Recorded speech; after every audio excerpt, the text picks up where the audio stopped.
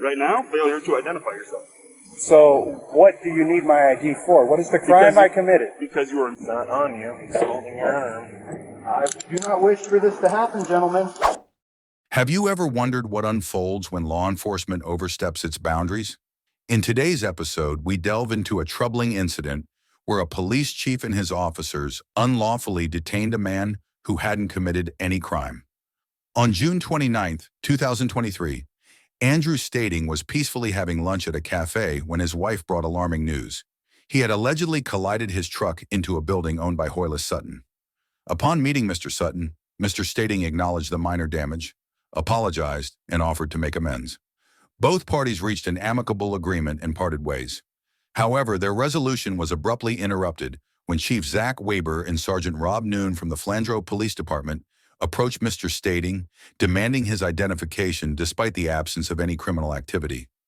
What led to this confrontation, and were the officers' actions justified? Don't miss these shocking truths. You're watching Cops and Consequences. Subscribe now to join our community.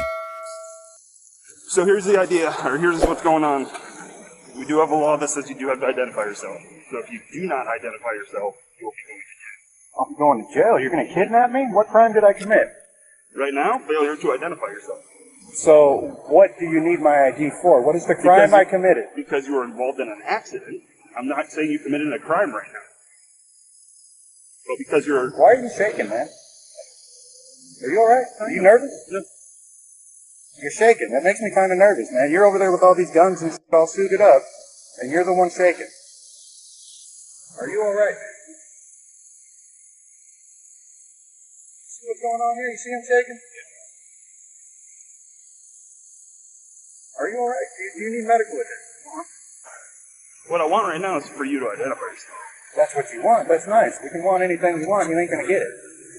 In the footage, it's evident that both officers insisted on identifying Mr. Stading, even though it was clear he hadn't committed any wrongdoing. This raises critical questions about their reasoning. Many states enforce stop and identify laws, allowing officers to detain individuals based on reasonable suspicion of criminal activity and request identification. However, South Dakota does not have such laws, meaning residents aren't required to provide ID when approached by police without a valid reason. Given this, the officers' demand for identification lacked legal standing from the outset. Furthermore, the situation escalated when the officers proceeded to restrain Mr. Stading and handcuff him without a legitimate explanation. That's what you want. That's nice. I made a deal with that man right there. Put your hands up on the car. I said, hey, maybe... Put your hands up on the car. Okay? And I worked out with him that I will cover the damages. That has nothing to do with you. Nothing to do with you. Do your report. That's lovely.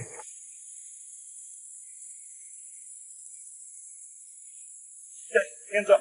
At this point, I wish to remain secure in my persons, papers, and effects. Sir, I will charge you with assault and kidnapping. I'm not resisting. Why are you both up on me?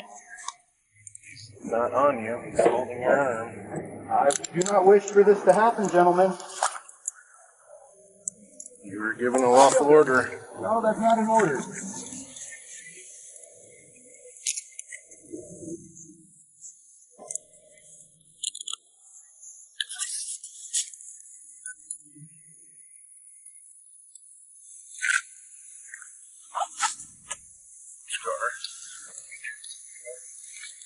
Yeah, dude, my wrist is backwards. Come on, man. It's not backwards. It's on That's right. not backwards. Come on. It's supposed to be like this so you can't.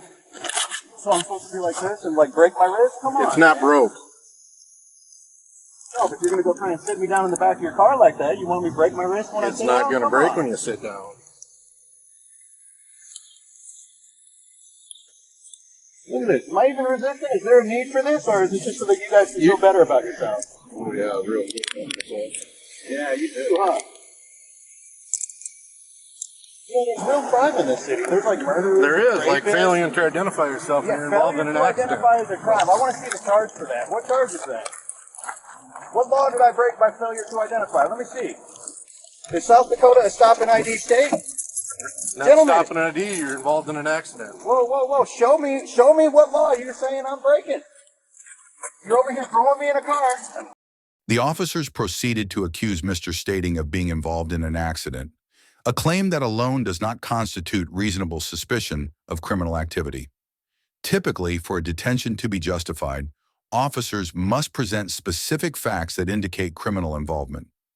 In this case, since Mr. Stating had already addressed the incident with Mr. Sutton, there was no necessity for further police intervention. Additionally, Mr. Stating had transparently communicated and resolved the matter amicably, eliminating any grounds for ongoing investigation. This misuse of authority highlights a fundamental misunderstanding of legal protocols by the officers involved. Any knives on him beside this one? I have all kinds of stuff on my pockets that you are not free to touch, sir. That is my property. Exactly, you're under arrest. Any other knives? I'm sure I got plenty on me.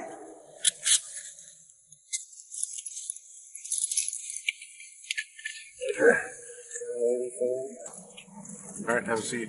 What are you doing with my property? Your property's in the front seat right next to where you're going to be.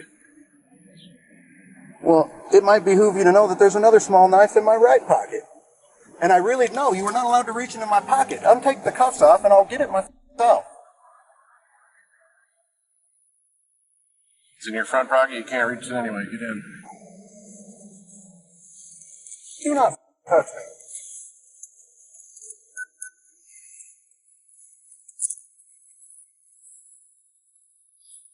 Oh, you can't just take the cuffs off.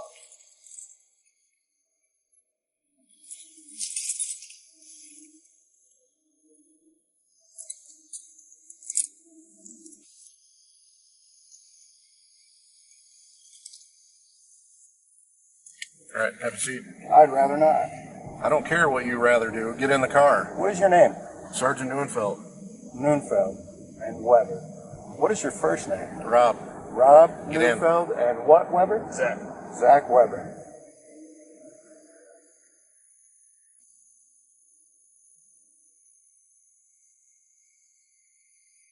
No, Inside thank the you. car.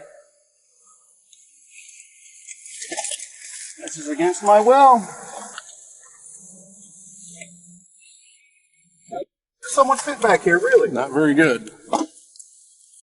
Sergeant Neufeld declared Mr. Stating under arrest, a move that was entirely unfounded. For an arrest to be lawful, officers must have probable cause, clear and convincing evidence that a person has committed a crime. In this scenario, the officers lacked sufficient grounds to believe Mr. Stating had engaged in any criminal behavior.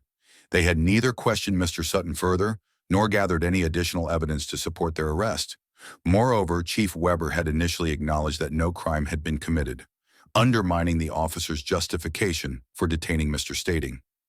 This action not only violated Mr. Stating's legal rights, but also contravened the protections guaranteed by the Fourth Amendment against unreasonable searches and seizures.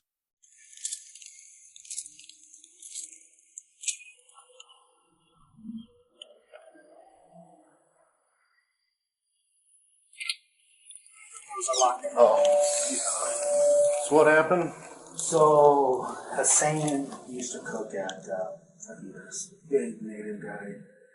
His mom knocked on the door, came in, and was like, "What's going on?" She said, "Somebody just hit your building and then drove away." I was like, "Well, did you see where they went?" "Yeah, they backed in right over by the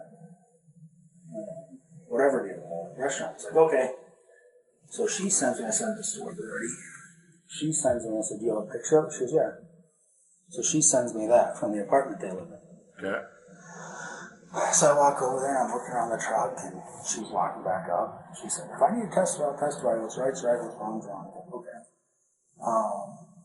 And she goes, "Oh, I was looking for the license plate." She goes, "Oh, they're on the dash." So I took a picture of the license plate on the dash. There's no plates anywhere else on the truck. And as I was sitting there, the lady in the white car, she said, "Can I help you?" I'm like, "Is this yours? Or do you know whose this is?" "It's my husband's." "Why?" "So he hit my building." I said, "It's not a big deal. He just hit it. Just want to figure out what's going on." "Oh, well, let me back up." Right away she said, he didn't do that. He's been here forever." "When did it happen?" I said, "Oh, 10, 15 minutes ago." She just came in my office. "He's been here for a long time. That truck hasn't moved." So I called Weber and said, "Hey, somebody hit my vehicle." And the office, they claimed it didn't happen.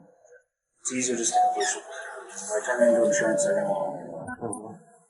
So he comes out, right away, yep, sorry, if I did it, I don't know if I did it or didn't, but if I did it, I'll just fix it, take care of it. I'm like, oh, I'd be on home. I just put it on a year ago. I'll have them come back over and figure out what it's going to take to patch it. It's not going to be horrible. There's a reason we put that break in there for reasons like this. If we can't, we got to cut it all out. It blends better. Well, he's like, yep, no problem, whatever. And I said, hey, that's Zach. I said, I just called the cops in case I turn into insurance. I need a police report. Yeah, and then you took over. You got word there right away. So you didn't make no deal with him that he's going to pay for it? I said I would have Han come look at it and we can figure out, because I gave him my number. Okay. I said, we can figure out what it's going to take to fix it. I said, but I don't know. He goes, I'll fix it. I'm going to have Dan fix it. I said, if you're going to fix it, you're going to pay to fix it, we're good, but I don't. And then you pulled in and then he got the word. So he didn't identify himself to you yet either? Well, he said his first name, but I didn't catch it. He kind of moved through it. But that's his wife. She identified herself to me as his wife. He said, that's my husband's pickup. He said he just got it. He didn't deny doing it. He said, I just got this, and it's a big old truck I'm not used to driving. I lied of. Listening to Mr. Sutton's account reinforces that Mr. Stating acted responsibly by addressing the minor accident and reaching a mutual agreement. This resolution should have sufficed, negating the need for any police intervention. Additionally, Mr. Sutton confirmed that Mr. Stating had identified himself during their conversation, albeit briefly. This detail is crucial as it contradicts the officer's later claims that Mr. Stating failed to provide his identification, further questioning the legitimacy of their actions.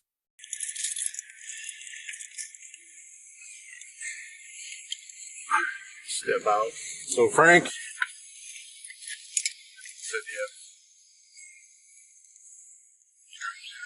Yeah, my phone. Here, I get it for you.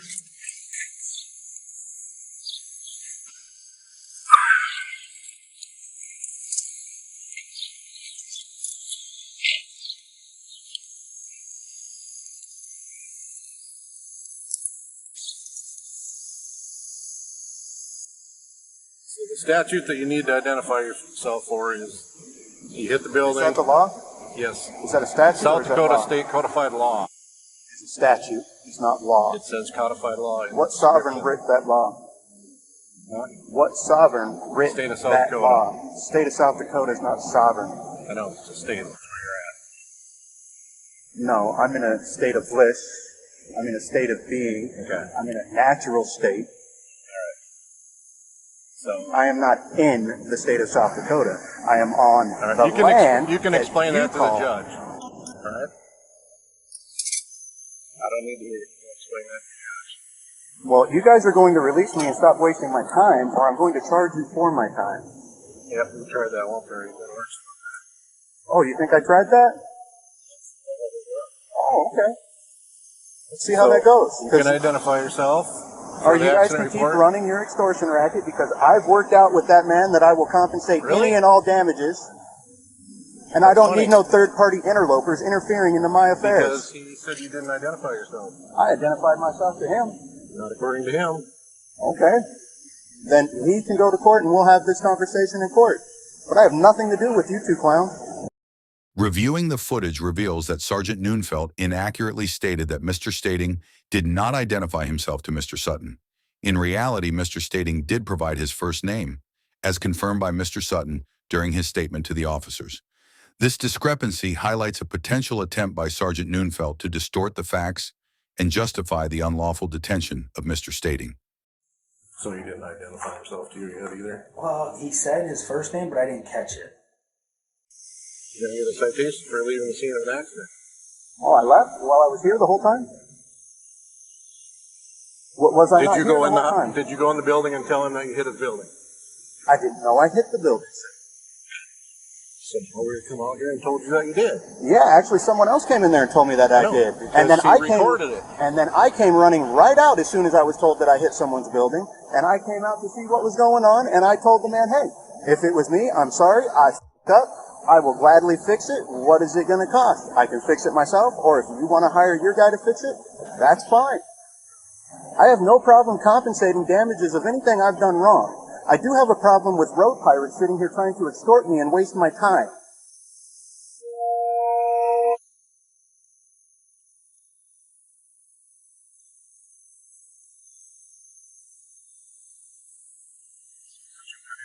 I'd love to be left alone to go about my day. You're gonna be left alone as soon as we get done with the pasture. Then why are you wasting my time? I'm not wasting your time. You're wasting my time because you won't give us your name so we can write it in the report and get this over with and get you on your way. My name is none of your business. It is. It needs to go in the accident report. It needs to be given to the victim. Okay, I'll go talk to the victim. Under South Dakota's hit-and-run laws, leaving the scene of an accident without attempting to locate the property owner constitutes a misdemeanor. However, Mr. Stating had already fulfilled his legal obligations by contacting Mr. Sutton and reaching a mutual agreement. Therefore, the accusation against him was not only baseless, but also legally unfounded. This situation underscores the importance of understanding and adhering to state-specific laws to avoid wrongful accusations. No, you think only government can solve problems. Your daddy didn't teach you right. You didn't know that. Your daddy never taught you that two men You know can go why? talk Because to he's each dead. Yeah. Don't ever talk And about while my he was dad. here, he didn't teach you right, did he? He No, didn't teach you 'cause that I another was man. one.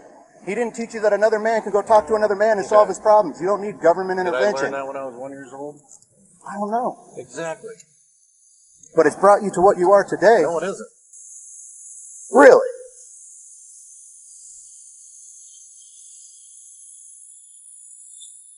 Continue with him with his investigation, or you can go to jail. We don't really. It's My not name up is to Good us. Citizen.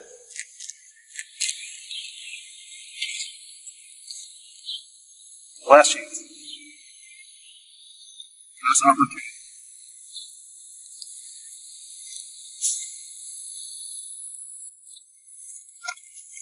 Hey, man, why are you being so rough with me? You're not going to go to jail. Oh, you're being so good. Why are you throwing me around? Chill. I'll get in the car. Why don't you relax? Or no, you just got to be a tough guy because you got me in handcuffs. You got that uniform on. The state gave you some title. You think you're king. I know. But why don't you calm the down? Despite having no valid reason to detain him, the officers continued to harass Mr. Stating, likely because of his refusal to comply with their unjust demands. Sergeant Neunfeld took Mr. Stating to the police station, leaving some of his belongings on the patrol vehicle's hood. During the transport, Mr. Stating was confined to a bench, left waiting in uncertainty about his fate. This behavior exemplifies the unnecessary and distressing treatment Mr. Stating endured without cause.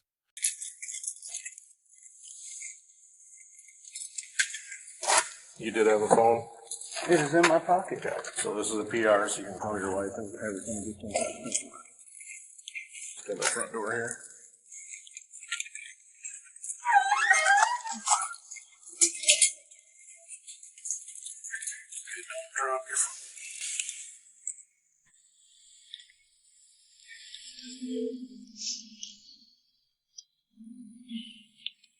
No, there you go. See here quick.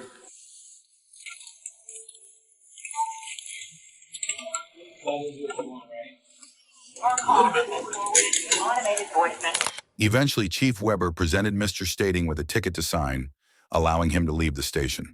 In the aftermath, Mr. Stating filed a formal complaint against the Flandreau Police Department and the involved officers. He reported sustaining an injury during the encounter, specifically a damaged rotator cuff, which has been confirmed by medical professionals. As of the latest update, Mr. Stating has reached a private settlement with Mr. Sutton, but is still awaiting court proceedings. He has actively sought legal representation to pursue his claims and has requested a jury trial, highlighting the ongoing fight for justice in this case. Thank you for watching Cops and Consequences. If you found this case compelling, make sure to subscribe and join our community for more in-depth analyses of police encounters and their repercussions.